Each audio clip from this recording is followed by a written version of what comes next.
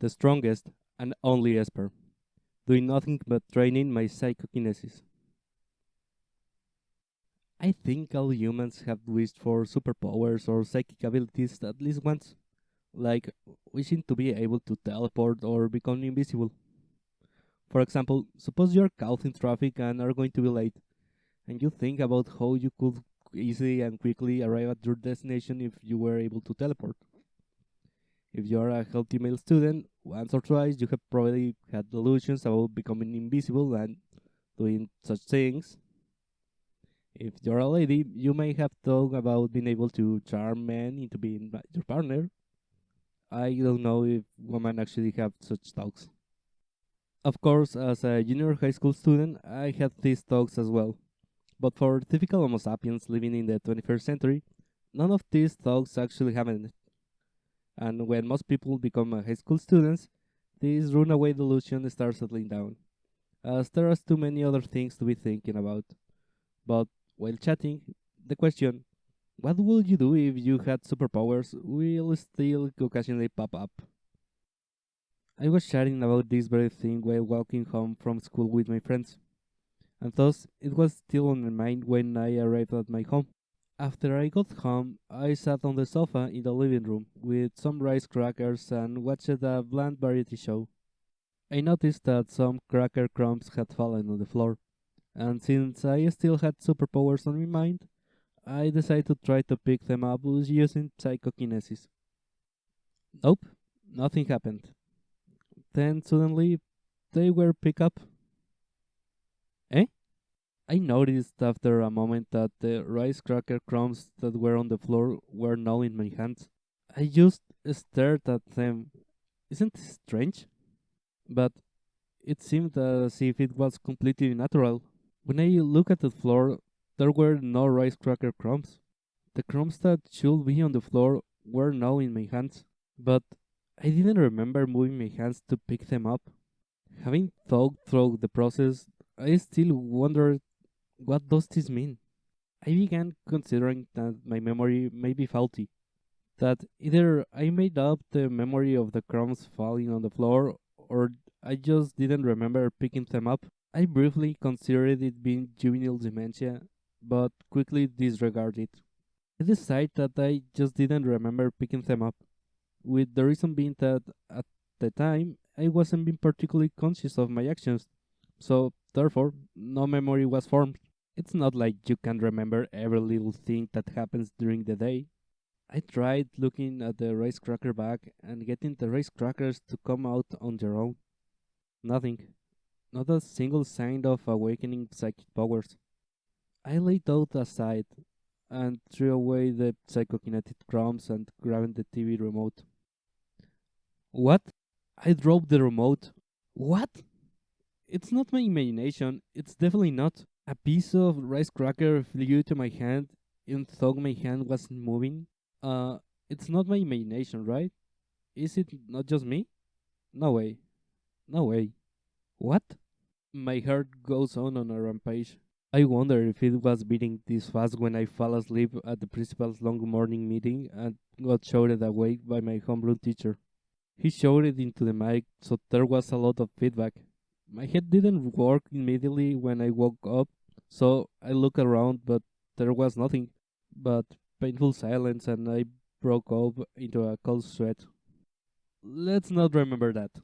My head was still confused, and there was a lot of frustration. According to the patterns in the light novels, after the waking event, there's some sort of attack, and then a beautiful girl appears, and now my nose is bleeding. No, calm down. This is not time for nosebleeds. Think of a prime number. Count prime numbers. Wait, before that, I need to cool my head. Let's do it. Everything will be cool. I staggered into the kitchen and stuck my head under the faucet at full blast.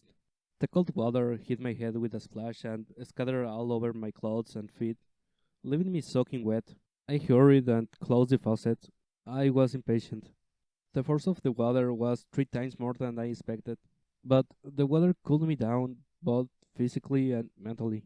I listened carefully to the usual low groan of the electrical appliances, as well as to the careful laughter coming from the variety show still in the living room.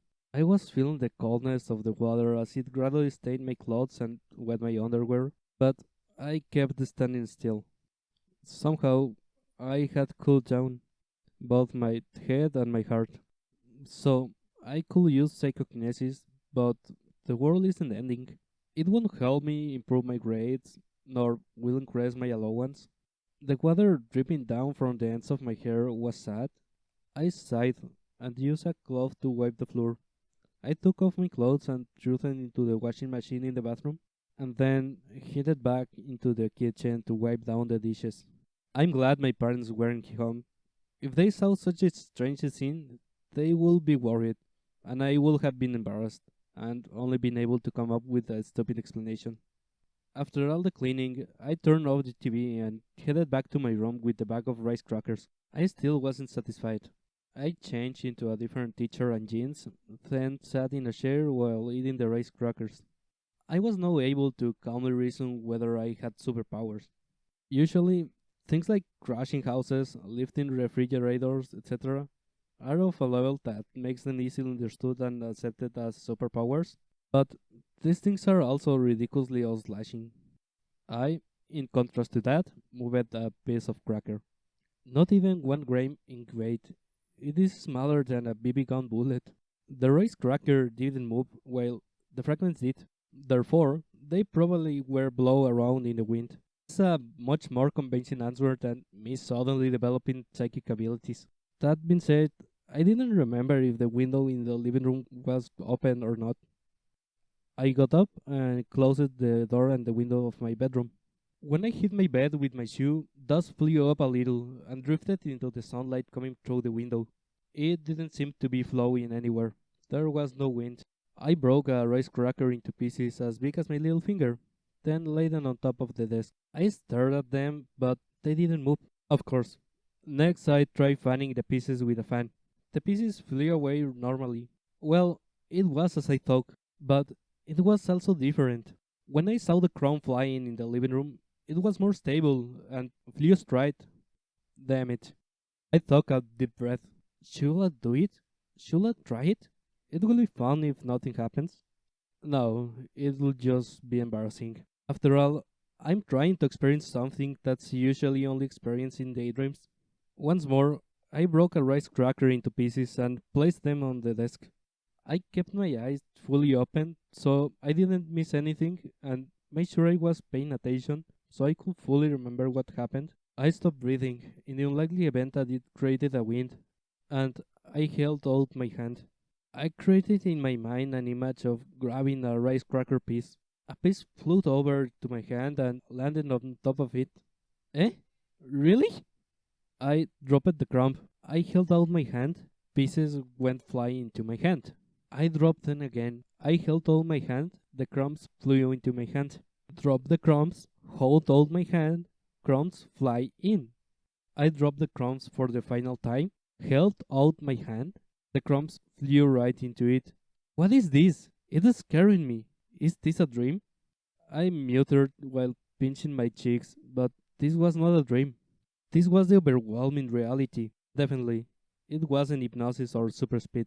What I was experiencing is a glimpse into something unscientific. I panted, now incredibly anxious. What should I do now? I had no experience or knowledge to use as a model.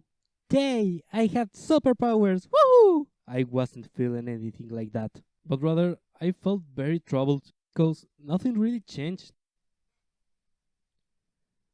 In late novels and manga, you dramatically awaken your powers, and even if it's not dramatic, you usually at least get a mysterious voice in your head asking for help, or an animal pushing you into some sort of contract. There must be some sort of signpost or a clue, like the words "how to use" being written in the notebook that certain genius high school boy picked up. Compared to that, look at this: drop some crumbs, they float, then land in the palm of your hand. Drop, float, land. So, what is this? I mean, sure, it's probably amazing, but what is it? I have no idea why I suddenly became able to use psychokinesis or what it's for. A mediocre boy had his abilities awakened, but it turns out his ability is mediocre as well. I come from an ordinary double income family. None of us have any dealings in any underground industry. My dad works at a car manufacturer, inspecting their materials. I even saw his workplace in elementary school when we did a tour for vocational day. He showed us what he does and said something about a material bouncing back the laser light and blah blah blah. My mom works with her parents cultivating flowers. There's no doubt about that, since I helped them over the summer for some pocket money. I didn't have any sort of spiritual experience when I was younger. There's no mysterious transfer student. I don't have a strange birthmark anywhere on my body. As far as I can remember, I haven't encountered any strange things lately. And even if I go over my entire life's worth of memories, I still have no recollections of meeting any character from the Wonderland. I don't get it. It's the first time in all my 17 years of living that I don't understand something. I even understood the math problems of the entrance exam of the University of Tokyo. Not that I knew how to solve all of them, but I still understood them enough to know I couldn't solve them. But I can understand this even at a fundamental level. But on second thought, it's probably premature to assume that I'm the only person with special powers. It's not like I'm suffering from view and have a pitiful delusion that makes me think I'm special. Maybe it's natural to have special abilities, and the adults are just cleverly hiding it for some reason. Maybe all human beings awoke their supernatural powers at the same time. Hmm. I'm wrong, aren't I? I should probably investigate at least once. I sat in my PC chair, turned on my PC, and got on the internet. I looked at several news sites, but there was nothing about everyone suddenly developing superpowers. Well, it had only been 30 minutes since I first used mine. It might not have become news yet. I put off looking at the news and tried a search. Search adolescent psychic powers awakening. Search results adolescent remarks. Adolescents Wikipedia. Children mental illness, etc. I tried opening all the items on the first page, but there was nothing relevant to my situation. Well, yeah, when an adolescent claims they have superpowers, of course you suspect mental illness. Then you give them a half smile and quietly go away. However, it reconfirmed one thing. Common sense says there's no such thing as superpowers. See, if you tell someone you have powers, they probably won't believe you. Even if it's true, it will be difficult to prove it. Even I was convinced it was something else at first. If you show it to others, they'll probably just believe it's some sort of magic trick. Trying to prove it just seems troublesome and useless. I may discover something if I ask a physics professor to run some test on me using the latest scientific instruments, but I don't know how to go about asking something like that. In regard to my search about superpowers, it was a real letdown. I guess it was worth the search, even if it only reconfirmed what I already knew. After all, internet is great. Every few minutes, I was pushing F5 to refresh the news sites, so I had valid information. Mental illness. Those words were making me worry, and I considered that my newfound powers may come with some risks, like shortening my lifespan every time I use it. Or maybe it was a side effect of a disease. Or maybe if I use it, it will cause me to accumulate toxins in my body. I left the room to get the first aid kit and used a thermometer to take my temperature. I looked up the heart rate of a healthy 17-year-old male and then measured my own. The result? I was normal. I had no headaches or dizziness. For the time being, there didn't seem to be anything wrong with me. I'd have liked to just completely ignore it and not use it, but that carried risks as well. If I didn't use it, something called MP may have accumulated in my body, and it may have caused more problems, especially for a young person like me. Investigating risks like this, rather than avoiding them, will actually increase my safety in the long term. You can never reach a solution if you just neglect the problem. Thus, I decided to investigate my powers a bit more. If I could develop a cheat manual for psychokinesis, I'd be happy. I tried to investigate by looking at parapsychology pages or following the link for psychokinetic talk or telekinesis. But after about an hour, I didn't find anything helpful. There was a site that presumed that this is all a fiction. A site that claimed that mental powers come from the devils and it had other dubious writings. But None of these sites had a reasonable and convincing scientific or non scientific explanation for my current situation. From here, I had two thoughts. First, there's no precedent for this phenomenon, and I'm the first person in history to have superpowers. Or people develop powers, but they were so shady that they become just a rumor. Second, it's strictly concealed on a national scale, and any information that circulates on the net is deleted. It seemed like both were possible, but I hoped it wasn't number two. If it was true, agents from a secret organization may have been at my door and were going to kidnap me. That's scary. No, I can log out this. If it's true, I may end up going down to the human experiment route. All I can do is pray that it's not number two. Even after 3 hours, nothing appeared on the news sites. So I gave up on getting information from the net and tried to verify my newfound abilities. I went to the kitchen and grabbed our electronic scale and a plastic water bottle, and pulled a ruler from my desk. I set this all on top of my desk. The rice cracker crumbs moved, and the actual rice cracker didn't because of the difference in weight, maybe. I decide to confirm how much weight I can move. First, I weighed the empty water bottle. It weighed about 25 grams. It was heavier than the full rice cracker. I was going to check the weight after adding water as well, but suddenly that had become useless. Since it couldn't be helped, I broke a rice cracker into pieces of various weights and tried to move each piece. And after checking the weight of the biggest piece I could move, it turned out the limit of my psychokinetic power is 3 grams. I was able to easily lift up to 2 grams, but at 3, I had to consciously think, move, and use a considerable effort. Once my output reached the level of an ant, I make a new discovery. My psychokinesis output changes.